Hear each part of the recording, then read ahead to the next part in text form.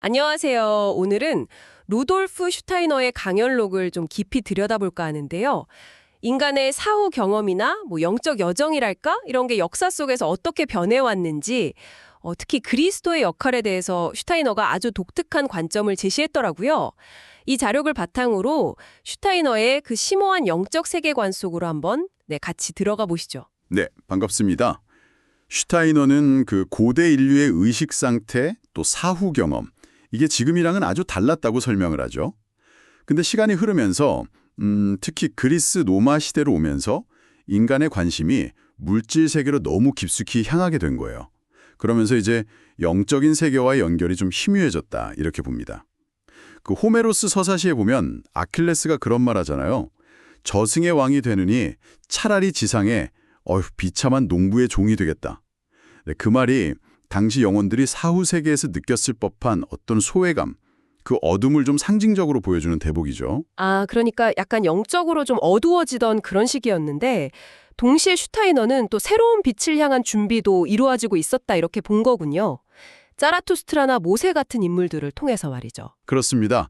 슈타이너에 따르면 짜라투스트라는 아후라 마즈다라는 위대한 태양의 영적 존재가 언젠가는 이 땅에 내려올 거다, 이걸 예언했고요. 모세는 또 스스로 있는 자, 야훼를 통해서 같은 존재의 어떤 현현을 알렸다고 봤어요. 슈타이너는 바로 이 존재, 그러니까 그리스도가 점차 하강해서 마침내 요르단강 세례 때 나사렛 예수라는 인간 존재 안으로 들어와서 한 3년간 활동했다, 이렇게 해석합니다. 그 과정의 정점이 바로 골고다 사건이라는 거고요.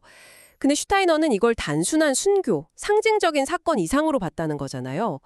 그 피가 땅에 흘렀다는 게 어떻게 그렇게 우주적인 영향을 미쳤다는 건지 좀 더 설명해 주시겠어요? 네, 바로 그 지점이 슈타이너 해석의 아주 핵심인데요.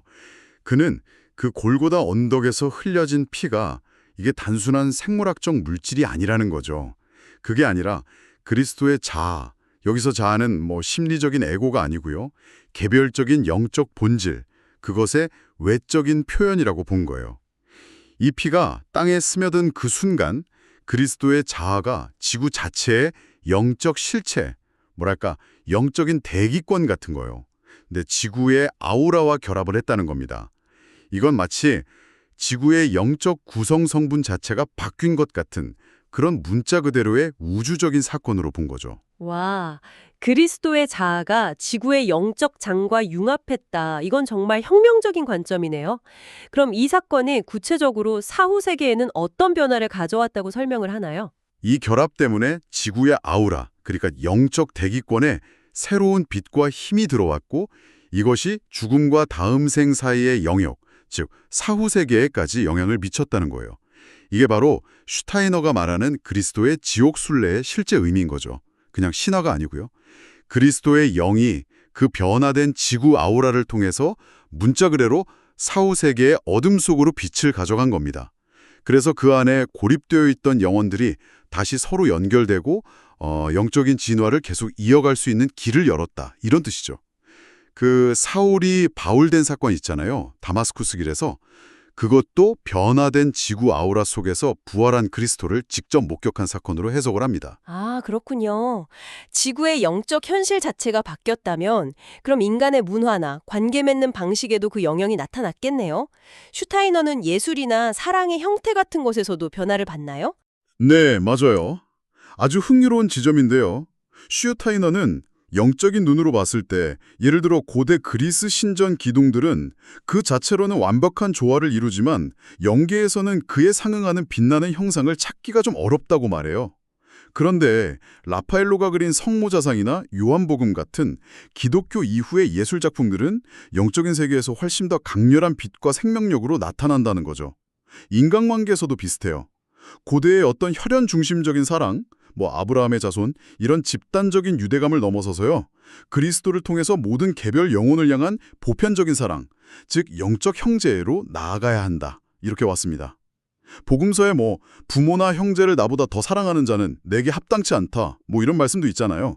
그것도 이런 맥락에서 낡은 혈연적 집착을 넘어서는 보편적인 사랑의 요청으로 이해한 겁니다. 듣고 보니 이런 변화가 결국 인간의 근원적인 고통과도 연결된다고 본 것 같네요. 특히 붓다가 이야기했던 그 여러 괴로움들과 관련해서요. 네, 정확합니다. 슈어타이너는 붓다가 설파했던 그 8가지 고통 있잖아요. 태어남, 늙음, 병듦, 죽음, 그리고 사랑하는 사람과의 이별, 미워하는 사람과의 만남, 원하는 걸 얻지 못함, 존재 자체의 괴로움까지.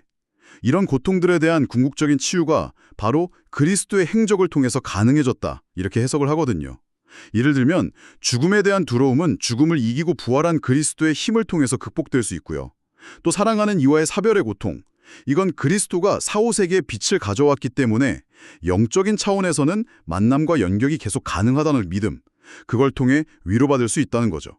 뭐랄까, 그리스도 안에서는 궁극적인 분리란 없다, 이런 의미입니다. 아, 정리를 좀 해보면 슈타이너의 관점에서 인류는 한때 물질 세계에 깊이 빠져들면서 영적인 세계로부터 멀어졌지만 골고다 사건이라는 그 우주적인 전환점을 통해서 다시 영적인 차원으로 나아갈 수 있는 새로운 길, 새로운 힘을 얻게 되었다. 이런 이야기군요. 네, 정확히 그렇습니다.